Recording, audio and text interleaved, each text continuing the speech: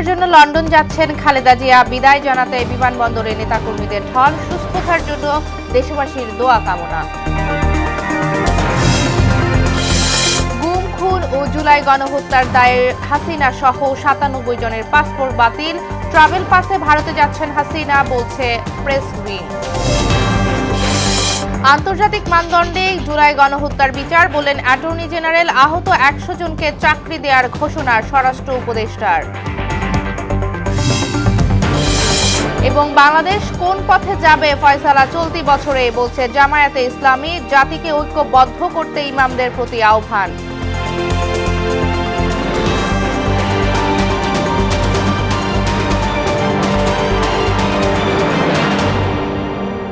আসসালামু আলাইকুম, সবাইকে মোহনা সংবাদে স্বাগত। শুনছিলেন শিরোনাম, সংখ্যা আছে আনিকা আঞ্জুম। এবারে বিস্তারিত। চিকিৎসার জন্য লন্ডনে যাচ্ছেন বিএনপি চেয়ারপারসন খালেদা জিয়া। কাতারের আমিরের পাঠানো বিশেষ এয়ার অ্যাম্বুলেন্সে রাত 10টার দিকে তিনি ঢাকা ত্যাগ করবেন। এদিকে দলীয় প্রধানকে বিদায় জানাতে বিকেল থেকে গুলশানের বাসার সামনে ভিড় করেন নেতাকর্মীরা।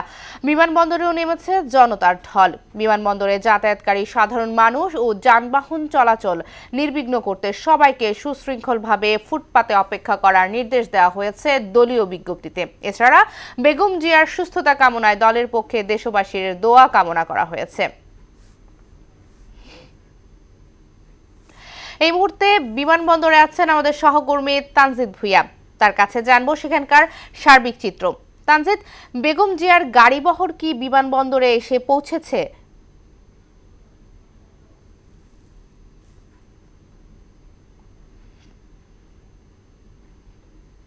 জানেন যে আমি এই বিমানবন্দর এলাকায় আছি।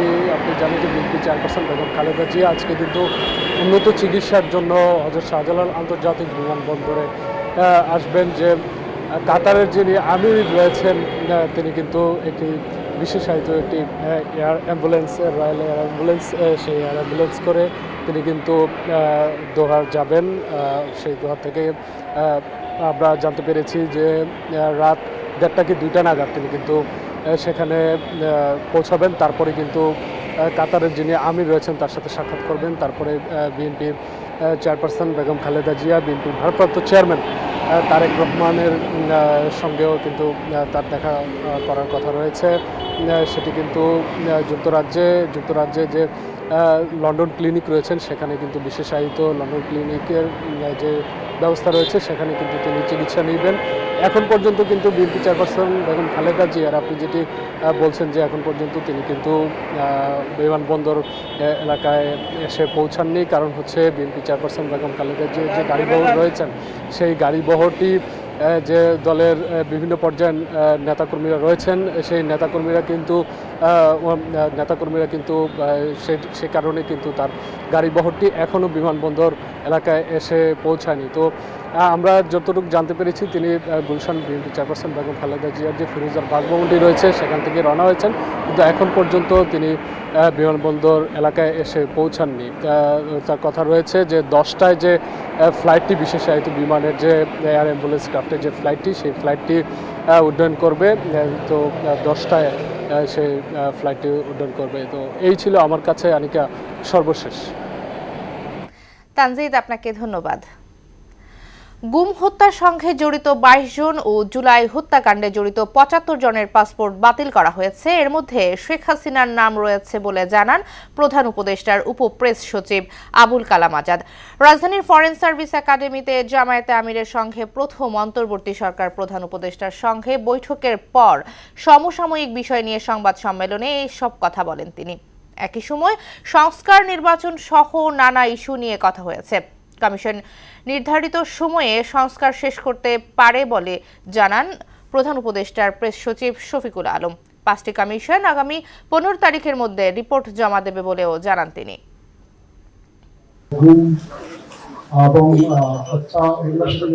এরকম 22 জনের পাসপোর্ট বাতিল করা হয়েছে এবং জুলাই কিলিং এর পরে জুলাই কিলিং এর সাথে জড়িত, জুলাই কিলিং এর সাথে অভিযুক্ত, জুলাই কিলিং এর জন্য এরকম 75 জনের পাসপোর্ট বাতিল করা হয়েছে। এর মধ্যে আমাদের সাবেক প্রধানমন্ত্রী শেখ হাসিনা রয়েছে। আন্তর্জাতিক অপরাধ ট্রাইব্যুনালে জুলাই আগস্ট গণহত্যা ও মানবতা বিরোধী অপরাধের যথাযথ বিচার নিশ্চিত হবে বলে আশা জানিয়েছেন প্রধান বিচারপতি ডক্টর সৈয়দ রেফাত আহমেদ। আন্তর্জাতিক অপরাধ ট্রাইব্যুনালের সংস্কার করা ভবন ও এজলাস উদ্বোধন অনুষ্ঠানে তিনি একথা বলেন। আর অ্যাটর্নি জেনারেল মোহাম্মদ আসাদুজ্জামান বলেছেন, আন্তর্জাতিক মানদণ্ড মেনে জুলাই আগস্ট গণহত্যার বিচার কাজ চলছে। কাজী পাপ্পুর রিপোর্ট। ঠিক আছে, আমি পরে আসছি।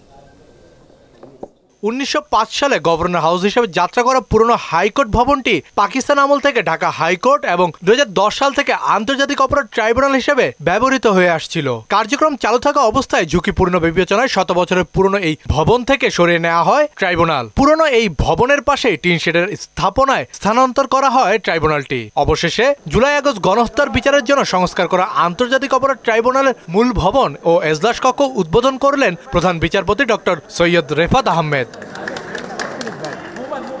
জুলাই আগস্ট গণহত্যার বিচারের জন্য নতুন করে সেজেছে আন্তর্জাতিক অপরাধ ট্রাইব্যুনাল। উদ্বোধনের পর নান্দনিক এই ভবনে চলবে জুলাই আগস্টে সংঘটিত গণহত্যা ও মানবতা বিরোধী অপরাধের বিচার কাজ। এই জাতি অনেক আশা নিয়ে আকাঙ্ক্ষা নিয়ে এই আইসিটির দিকে তাকিয়ে আছে।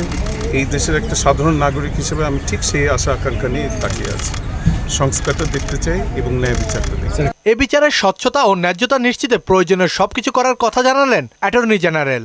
একটি নিরপেক্ষ, স্বচ্ছ, জবাবদিহিতামূলক এবং ন্যায় বিচার প্রতিষ্ঠা করার জন্য যা যা প্রয়োজন তা সবই এখানে নিশ্চিত করা হবে বলে আমি প্রত্যাশা করি এবং সেখানে অ্যাটর্নি জেনারেল অফিসের কোনো সহযোগিতা লাগলে আমরা করব। জুলাই আগস্টের রক্তাক্ত অভ্যুত্থানের মধ্য দিয়ে বাংলাদেশে যে নতুন পর্যায়ে প্রবেশ করেছে, ছাত্র জনতার যে আকুতি, বিচার প্রাপ্তির যে আকাঙ্ক্ষা, ন্যায় বিচার প্রাপ্তির যে আকাঙ্ক্ষা, সেটি এই ট্রাইব্যুনাল পূরণ করতে পারবে মনে। এদিকে 2021 সালে ভারতের প্রধানমন্ত্রী নরেন্দ্র মোদীর বাংলাদেশ সফরের বিরোধিতা করে আন্দোলনের 17 জন নিহতের ঘটনায় শেখ হাসিনা সহ 16 জনের বিরুদ্ধে আন্তর্জাতিক অপরাধ ট্রাইব্যুনালে অভিযোগ দায়ের করা হয়েছে। শেখ হাসিনা, স্বরাষ্ট্রমন্ত্রী তখনকার আসাদুজ্জামান খান কামাল এবং ব্রাহ্মণবাড়িয়ার এমপি ওবায়দুল মুক্তাদির সহ 16 জনের বিরুদ্ধে আমরা আজ আন্তর্জাতিক অপরাধ ট্রাইব্যুনালে অভিযোগ দায়ের করেছি। কাজী পাপ্পু, মোহনা সংবাদ, ঢাকা। বিএনপি চেয়ারপারসন বেগম খালেদা জিয়ার বিরুদ্ধে জিয়া অরফানেজ ট্রাস্ট দুর্নীতি মামলায় হাইকোর্টের দেয়া 10 বছরের কারাদণ্ডের বিরুদ্ধে করা আপিল শুনানি আগামীকাল পর্যন্ত মুলতবি করেছেন আপিল বিভাগ। প্রধান বিচারপতি সৈয়দ রেফাত আহমেদের নেতৃত্বাধীন 5 সদস্যের বেঞ্চে শুনানি করেন খালেদা জিয়ার আইনজীবীরা। গত 11 নভেম্বর খালেদা জিয়াকে আপিলের অনুমতি দিয়ে হাইকোর্টের দেয়া সাজার রায়ের কার্যকারিতা স্থগিত করেন আপিল বিভাগ। পরে খালেদা জিয়ার আইনজীবীরা আদেশের বিরুদ্ধে আপিল করেন। এই ট্রাস্টে যে টাকা ছিল 2,33 লক্ষ টাকা, সেই টাকা থেকে শুধুমাত্র 40 লক্ষ টাকা দিয়ে বগুড়ার গাবতলীতে একটা প্রপার্টি কেনা হয়েছিল ট্রাস্টের জন্য। এরপরে আর কোনো একটা টাকাও ইউজ করা হয়নি। অথচ পলাতক শেখ হাসিনা সংসদে দাঁড়িয়ে বলতেন বেগম খালেদা জিয়া এতিমের টাকা মেরে খেয়েছেন, তার ভাষায়। আমরা আশা করছি দেশনেত্রী বেগম খালেদা জিয়া ন্যায় বিচার পাবেন। জুলাই গণ অভ্যুত্থানে আহত 100 জনকে পুলিশের বিভিন্ন ইউনিটে চাকরি দেওয়ার কথা জানালেন স্বরাষ্ট্র উপদেষ্টা জাহাঙ্গীর আলম চৌধুরী। রিজার্ভ চুরি সহ আওয়ামী লীগ আমলে মানি লন্ডারিং এর ঘটনা তদন্ত করে দ্রুত প্রতিবেদন দিতে সিআইডিকে নির্দেশও দেন তিনি। রাজধানীর মালিবাগে এসবি ও সিআইডির প্রধান কার্যালয় পরিদর্শন শেষে এসব কথা বলেন স্বরাষ্ট্র উপদেষ্টা। এসইউ সেলিমের প্রতিবেদন।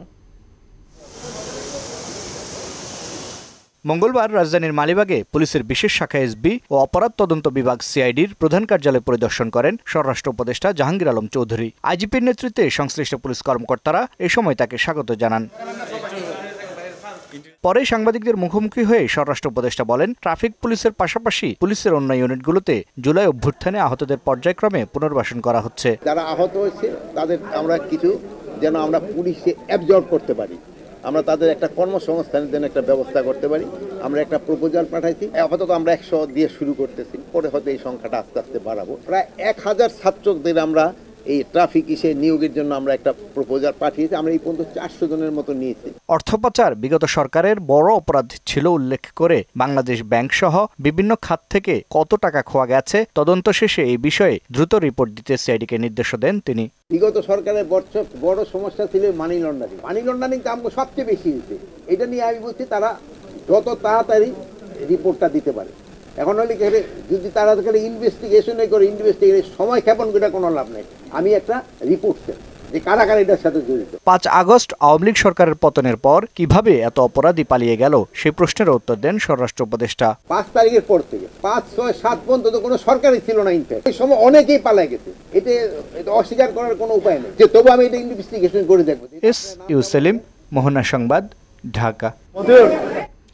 বাংলাদেশ আবারও ফ্যাসিবাদের কবলে পড়বে নাকি কল্যাণকর রাষ্ট্রের পথে যাত্রা শুরু করবে, চলতি বছরই তার ফয়সালা হবে বলে জানালেন জামায়াতে ইসলামীর সেক্রেটারি জেনারেল মিয়া গোলাম পরওয়ার। রাজধানীর ইঞ্জিনিয়ার্স ইনস্টিটিউশনে ইমাম খতিবদের প্রতিনিধি সম্মেলনে তিনি একথা বলেন। এতে দলের আমির ডক্টর শফিকুর রহমান খুতবার মাধ্যমে জাতিকে ঐক্যবদ্ধ করতে ইমামদের প্রতি আহ্বান জানান। উবায়দুল হক মারুফের প্রতিবেদন। বাংলাদেশ মসজিদ মিশনের আয়োজনে সারা দেশে দায়িত্বশীল ইমাম ও খতিবদের নিয়ে এ প্রতিনিধি সম্মেলন। অধ্যক্ষ মাওলানা জয়নাল আবেদিনের সভাপতিত্বে অনুষ্ঠানে বক্তব্য রাখেন জামায়াতে ইসলামীর আমির ও সেক্রেটারি জেনারেল সহ শীর্ষ নেতারা। ইমামতি কুবরার দায়িত্ব আমাদেরকে পালন করতে হবে। এতে বক্তারা কোরআন সুন্নাহর আলোকে জাতিকে ঐক্যবদ্ধ করতে ইমাম খতিবদের প্রতি আহ্বান জানান। রাজনৈতিকভাবে কোনো পক্ষে বিপক্ষে ইমামদের বক্তব্য সরাসরি যাওয়াটা এটা মানানসই নয়। আমরা আশা করি ওলামায়ে কেরাম আগামী দিনেও এই দেশ জাতি গঠনে নেতৃত্বের ভূমিকা পালন করবেন ইনশাআল্লাহ। আগামী নির্বাচন যাতে অবাধ, নিরপেক্ষ ও গ্রহণযোগ্য হয় সেজন্য ইমাম ও খতিবদের ভূমিকা রাখার আহ্বান জানান জামাতের সেক্রেটারি জেনারেল। ইমাম এবং খতিবরা আমরা যেখানে থাকবো আমাদের এই লক্ষ্যটা সামনে রাখতে হবে যে একটি অবাধ, নিরপেক্ষ, গ্রহণযোগ্য নির্বাচনের মধ্য দিয়ে জনগণের নির্বাচিত প্রতিনিধির কাছে ক্ষমতা হস্তান্তরের মাধ্যমে জনগণের অধিকার প্রতিষ্ঠা করে মানুষের আশা আকাঙ্ক্ষা পূরণ করব। বিগত সময়ে সমাজকে মসজিদ থেকে বিচ্ছিন্ন করা হয়েছে জানিয়ে জামায়াত আমির ডাক্তার শফিকুর রহমান বলেন, মসজিদই ছিল মহানবী সাল্লাল্লাহু আলাইহি ওয়াসাল্লামের সমাজ, রাষ্ট্র, আদালত পরিচালনার স্থান। এই মসজিদই তো রাসূলুল্লাহ সাল্লাল্লাহু আলাইহি ওয়াসাল্লামের পার্লামেন্ট ছিল, ক্যাবিনেট ছিল। মুসল্লিদেরকে তিনি অ্যাড্রেস করতেন, এটা তার পার্লামেন্ট। আহলে রায়কে নিয়ে পরামর্শ করতেন, এটা তার ক্যাবিনেট। এবং মসজিদে বসেই তিনি বিচার কার্য সমাধান করতেন। আলাদা কোনো কোর্ট আদালতের বিল্ডিং বা স্থাপনা ছিল না। তো এইখানে দেশ পরিচালনার কথা হলে মানুষ বলে যে খতিব সাহেব রাজনৈতিক আলোচনা না করলে ভালো। আবার কোনো বিচার সালিশের প্রশ্ন আসলে বলে যে চলে আমরা বাইরে চলে যাই। স্বৈরাচারী শাসনামলে আলেমদের উপর জুলুম নির্যাতনের কথা তুলে ধরে ওলামায়ে কেরামদের ঐক্যবদ্ধ হওয়ার আহ্বান জানান জামায়াত আমির। ওলামায়ে কেরাম শহীদ হন নাই, তাদের উপরে জুলুম করা হয় নাই, তাদের পায়ে ডান্ডাবাড়ি পরানো হয় নাই। ওবায়দুল হক মারুফ, মোহনা সংবাদ, ঢাকা। লাগামহীন দুর্নীতি, গণমাধ্যমের লেজুর বৃত্তি আর নির্বাচনে অবৈধ হস্তক্ষেপের কারণে গত 16 বছর মৌলিক নাগরিক চাহিদা পূরণে ব্যর্থ হয়েছে রাষ্ট্র। দেশের প্রান্তিক জনগোষ্ঠী আর নারীরা এর সবচেয়ে বড় শিকার। বিশেষজ্ঞরা বলছেন, তত্ত্বাবধায়ক ব্যবস্থা স্থায়ী ও পূর্ণাঙ্গ হলেই নির্বাচন ব্যবস্থায় শৃঙ্খলা ফিরে আসবে, জনগণ ফিরে পাবে অধিকার। এমআর আসাদের বিশেষ প্রতিবেদন। ন্যায্য মূল্যে নিত্য প্রয়োজনীয় কেনার সুযোগ দেশের মানুষ কবে পেয়েছে মনে পড়ে না। স্বাধীনতার 53 বছরে ক্ষমতার হাতবদল হলেও খেটে খাওয়া মানুষের ভাগ্যচক্রে লক্ষণীয় কোনো পরিবর্তন আসেনি। দুর্নীতির করাল গ্রাসে বরং ভোগান্তি বেড়েছে। তার ওপর নিজের ভোট নিজে দেওয়ার অধিকার থেকেও বঞ্চিত হয়েছেন নাগরিকরা। চালের কেজি 100 টাকা কেজি হোক, রসুনের কেজি 500 টাকা কেজি হোক, পেঁয়াজের কেজি 500 টাকা কেজি হোক, আর দুর্নীতি আর বাড়ুক, দেশ মরে যাক। আর ভোটের কথা বলেন, ভোট দিতাম না, ভোট কান্নার ছিঁড়া বিড়া হারাই দেবো। রুজি করে খাচ্ছি, আমরা চাচ্ছি যে দুর্নীতি না হয়, সিন্ডিকেট না হয়, আমরা যাতে ভোট দিতে পারি। দুর্নীতির কারণে হলো সব জিনিসের দাম বেশি, এই কারণে আমরা সাধারণ মানুষ আমাকে চলতে ফিরতে বা কেনাকাটা করতে সমস্যা হয়। নির্বাচন ব্যবস্থার ওপর নাগরিকদের আস্থা ফেরাতে নতুন নির্বাচন কমিশনকে দায়িত্বশীলতার পরিচয় দিতে হবে, বন্ধ করতে হবে টাকার খেলা, এমন মন্তব্য করেছেন কলামিস্ট ও রাজনীতিবিদ সাইফুল হক। নির্বাচনী ব্যবস্থার উপরে আস্থাটা পুনরুদ্ধার করা, নির্বাচনী ব্যবস্থার উপরে যে গণহতাশা এটা দূর করে একটা আস্থা বিশ্বাস তৈরি করা নির্বাচন কমিশনের উপরে, এটা একটা বড় দায়িত্ব। এই নির্বাচন কমিশনে ফলে তার একটা গুরুত্বপূর্ণ কাজ হবে রাজনীতির নিবেদিত সংগ্রামী সাধারণ মানুষের যারা প্রতিনিধি, তারাও যাতে নির্বাচনে প্রতিদ্বন্দ্বিতা করতে পারেন, বিজয়ী হতে পারেন, এরকম একটা গণতান্ত্রিক পরিবেশটা তৈরি করা। পূর্ণাঙ্গভাবে তত্ত্বাবধায়ক ব্যবস্থা ফিরে এলে ক্ষমতার পালাবদলে সহিংসতা বন্ধ হবে বলে মনে করেন সুপ্রিম কোর্টের সাবেক রেজিস্ট্রার ইকতাদার আহমেদ। রাজনৈতিক বিরোধটা কি? এটা হচ্ছিল একটা সরকারের মেয়াদ অবসান পরবর্তী কোন ধরনের সরকারের অধীন নির্বাচন অনুষ্ঠিত হবে। পঞ্চদশ সংশোধনী, সেই সংশোধনী আমাদের উচ্চ আদালত বাতিল করেছে এবং উচ্চ আদালত বাতিল করার কারণে এটা হয়তো একটা এখন আইনগত ভিত্তি পেয়েছে। অন্তর্বর্তী সরকারকে পরামর্শ দিলেন নির্বাচন সংশ্লিষ্ট সংস্কারকে অগ্রাধিকার দেওয়ার। অবাধ, সুষ্ঠু এবং গ্রহণযোগ্য নির্বাচন করতে গেলে যতটুকু আইনের সংস্কার প্রয়োজন, এর বেশি সংস্কার আমার মনে হয় না এই অন্তর্বর্তী সরকারের পক্ষে করা সমীচীন বা করা প্রয়োজন। জুলাই গণঅভ্যুত্থান গণমাধ্যমের চরিত্র উন্মোচন করেছে। এ বিষয়ক এক সেমিনারে সংস্কার কমিশন জানিয়েছে, সাংবাদিকদের নিরাপত্তা ও জবাবদিহিতা দুটোই নিশ্চিতে কাজ করছে কমিশন। সংবাদ মাধ্যমের সুরক্ষা, সাংবাদিকদের সুরক্ষা, এই সুরক্ষা আইনের কথাও আমাদের বিবেচনায় আনার প্রশ্ন আছে। খুব গুরুত্বের সাথে দেখছি সেটা হচ্ছে সংবাদ মাধ্যমেরও জবাবদিহিতার প্রশ্ন। আমাদের সংবাদ মাধ্যমের জবাবদিহিতার জায়গা খুবই সীমিত। বাংলাদেশে একটা ন্যাশনাল মিডিয়া সার্ভে হচ্ছে। এই সার্ভেটা হবে 1 তারিখ থেকে 7 তারিখ পর্যন্ত সারা দেশে খানা জরিপ করে। গণমাধ্যমে সরকারের অবৈধ হস্তক্ষেপ রোধে সবার ঐক্যবদ্ধ প্রয়াসের বিষয়েও জোর দিচ্ছে কমিশন। সরকার দাবি করছে যে এই সরকার করেনি কোনো হস্তক্ষেপ, ঠিক আছে, কিন্তু ভবিষ্যতে সরকার আবার চেষ্টা করবে এই হস্তক্ষেপ করা, এই গোয়েন্দা সংস্থাগুলোকে কাজে আমাদের সেটা রেজিস্ট করতে হবে। MR আসাদ, মোহনা সংবাদ, ঢাকা। আওয়ামী লীগ জোর করে ক্ষমতায় বসে উন্নয়নের নামে নিজেদের পকেটের উন্নয়ন করেছে বলে অভিযোগ করেছেন বিএনপির ক্রীড়া বিষয়ক সম্পাদক আমিনুল হক। বিএনপি দেশের মানুষের ভাগ্য উন্নয়নে নিরলসভাবে কাজ করে যাচ্ছে বলেও জানান তিনি। পল্লবীতে বিভিন্ন শিক্ষা প্রতিষ্ঠানে অসচ্ছল শিক্ষার্থীদের মাঝে আর্থিক সহায়তা প্রদান অনুষ্ঠানে অসহায়দের প্রতি সহযোগিতার হাত বাড়াতে বিত্তবানদের প্রতি আহ্বান জানান আমিনুল হক। আর জানাচ্ছেন হুমায়ুন কবির। রাজধানীর পল্লবী থানা বিএনপির 2 নম্বর ওয়ার্ডের আয়োজনে এবং ফয়সাল আহমেদ ও মাহফুজুর রহমান মুকুলের সার্বিক ব্যবস্থাপনায় বিভিন্ন শিক্ষা প্রতিষ্ঠানে দরিদ্র শিক্ষার্থীদের মাঝে আর্থিক সহায়তা প্রদান ও গরিব অসহায়দের মাঝে শীতবস্ত্র বিতরণ করেন ঢাকা মহানগর উত্তর বিএনপির আহ্বায়ক আমিনুল হক। অসহায়দের সহযোগিতা করতে বিত্তবানদের এগিয়ে আসার আহ্বান জানান তিনি। যারা লুটতরাজ করে গত 17 বছর ধরে ফ্যাসিস্ট সরকারের, তারা ধনীর চেয়ে আরো ধনী হয়ে গেছে আর গরিব আরো বেশি গরিব হয়ে গেছে। আমরা এটা চাই না। আমরা চাই ধনী গরিবের ভারসাম্য ঠিক রাখতে হবে। এই কারণে আমরা সমাজে যারা বিত্তবান মানুষ রয়েছেন, আপনারা যদি আপনার পাড়া প্রতিবেশীর আশেপাশের সেই অসহায় মানুষের পাশে যদি আপনারা দাঁড়ান, তাহলে কিন্তু সেই ধনী গরিবের যে ভারসাম্য সেটা কিন্তু কমে আসবে। আওয়ামী লীগ উন্নয়নের নামে নিজেদের পকেটের উন্নয়ন করেছে অভিযোগ করে আমিনুল হক জানান, দেশের ক্লান্তিকালে নিরলসভাবে কাজ করেছে বিএনপি। উন্নয়নের নামে তারা শুধু তাদের নিজেদের পকেটের উন্নয়ন করেছে, আপনাদের কোনো উন্নয়ন হয় নাই। যখনই দেশের কোনো প্রয়োজনে, দেশের ক্রান্তি লগ্নে বাংলাদেশ জাতীয়তাবাদী দল বিএনপি সাধারণ মানুষের পাশে এসে দাঁড়িয়েছে, সাধারণ মানুষের পাশে থেকে কাজ করার চেষ্টা করেছে।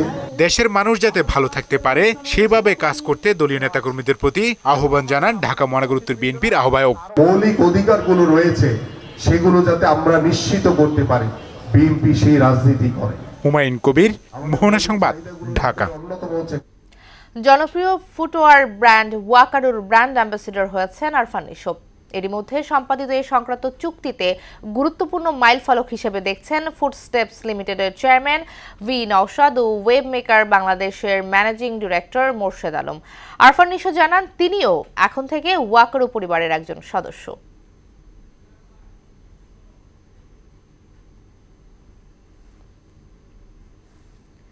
আন্তর্জাতিক প্রসঙ্গ।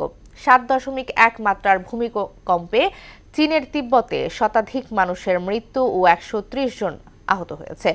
ডিংরি প্রদেশে ক্ষতিগ্রস্ত হয়েছে সহস্রাধিক ঘরবাড়ি। ধ্বংসস্তূপের নিচে অনেকে চাপা পড়ায় বাড়তে পারে মৃতের সংখ্যা। সরকারি তথ্যমতে ভূমিকম্পের উৎপত্তি স্থল ছিল নেপালে। ইস্তিয়াক হোসেনের ডেস্ক রিপোর্ট। তিব্বতের স্থানীয় সময় মঙ্গলবার সকাল 9টার দিকে ডিংরি অঞ্চলে আঘাত হানে শক্তিশালী ভূমিকম্পটি। এতে তাৎক্ষণিকভাবে মারা যায় 53 জন। দুপুর নাগাদ এই সংখ্যা 100 ছাড়িয়ে যায়। 7.1 মাত্রার ভূমিকম্পের উৎপত্তি স্থল ছিল নেপালের লোবুস পর্বত থেকে 93 কিলোমিটার উত্তর পূর্বে। ভূমিকম্পের পর বেশ কয়েকটি আফটারশকে 1000-এরও বেশি ঘরবাড়ি ক্ষতিগ্রস্ত হয়েছে। ধ্বংসস্তূপের নিচে এখনো বহু মানুষ আটকা থাকতে পারে বলে জানিয়েছেন উদ্ধারকারীরা। ক্ষতিগ্রস্ত এলাকায় অভিযানে নেমেছে চীনা বিমান বাহিনী সহ 1500 দমকল কর্মী। মার্কিন ভূতাত্ত্বিক জরিপ সংস্থা USGS জানায়, ইন্ডিয়ান ও ইউরেশিয়ান টেকটনিক প্লেটের উপর অবস্থিত হওয়ায় প্রতিবেশী চীন, নেপাল ও ভারতেও কম্পন অনুভূত হয়েছে। এর আগে 2008 সালে চীনের সিচুয়াং প্রদেশে ভূমিকম্পের আঘাতে 70,000 মানুষের মৃত্যু হয়। ইশতিয়াক হোসেন, মোহনা সংবাদ। কানাডাকে আবারও যুক্তরাষ্ট্রের অঙ্গরাজ্য বানানোর ইচ্ছা প্রকাশ করেছেন নবনির্বাচিত মার্কিন প্রেসিডেন্ট ডোনাল্ড ট্রাম্প।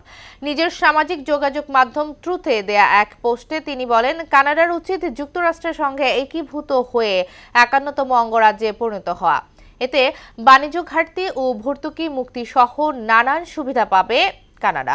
এদিকে মার্কিন প্রেসিডেন্ট হিসেবে ডোনাল্ড ট্রাম্পকে আনুষ্ঠানিক স্বীকৃতি দিয়েছে মার্কিন কংগ্রেস। সোমবার ভাইস প্রেসিডেন্ট কমলা হ্যারিসের সভাপতিত্বে সংসদ অধিবেশনে এই স্বীকৃতি দেওয়া হয়। শেষ করব মোহনার সংবাদ, যাবার আগে শিরোনামগুলো আরো একবার।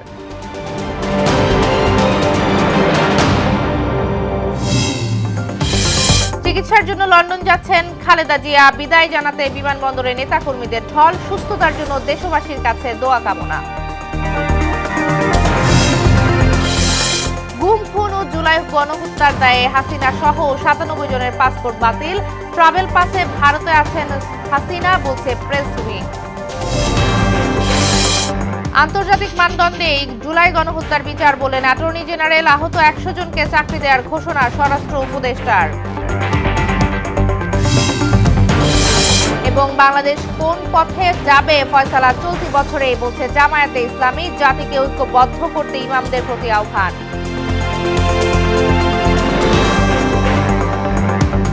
এই ছিল মোহনা সংবাদে। পরবর্তী সংবাদ রাত 12টায়। মোহনার সবশেষ খবর জানতে ভিজিট করুন www.mohana.tv। সংবাদ দেখতে পারেন ফেসবুক এবং ইউটিউব। এতক্ষণ সঙ্গে থাকার জন্য ধন্যবাদ।